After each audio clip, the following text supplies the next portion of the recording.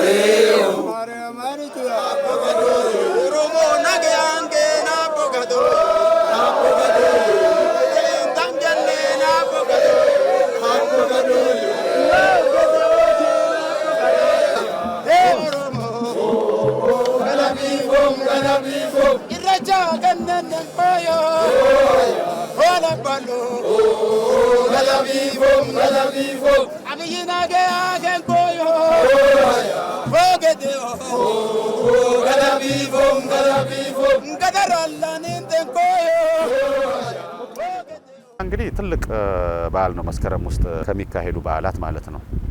አንደኛ ይሄ የገዳ ስርዓት ለረጅም ዘመናት ኦልሞስት ከ400 ዓመታት በላይ የኦሮሞ ህዝብ የማህበራዊና የዲሞክራሲያዊ ስርዓት ሆኖ ያገለገለ ነው። ዳኝነት ይካሄድበታል፣ እውቀት ይሸጋገርበታል፣ ከአንድ የህይወት ደረጃ ወደ ሌላ ሽግግር ይደረግበታል። ስለዚህ ኢሬቻም እንደዚህው የሰላም የመፈቃቀር ከዛም አልፎ ደግሞ እርስ በርስ የመተሳሰብ በዓል ነው። የማይዳሰስ ቅርስ ከሚዳሰስ ቅርስ ይልቅ ለመጥፋትና እሴት ለመለወጥ በጣም ሰሰፕቲብል ነው። ለምን? የሰው ልጅ አኗኗር ሁኔታ ከቴክኖሎጂ ጋር ከባህል ለውጥ ጋር በጣም ከፍተኛ ተጽዕኖ አለ። እነዚህ ተጽዕኖዎች በኢሬቻም ላይ ሊፈጥሩ ይችላሉ ማለት ነው። ስለዚህ ትልቁ ነገር ምንድነው? በየአካባቢው ሲደረግ የነበረውን ያንን ክንዋኔና ስርዓት ጠብቆ መሄድ ነው። ሁለተኛው ደግሞ ኢሬቻ የሚከበርባቸው ቦታዎች አሉ። እነዛ ካልቸራል ስፔሶች የግድ መጠበቅ አለባቸው።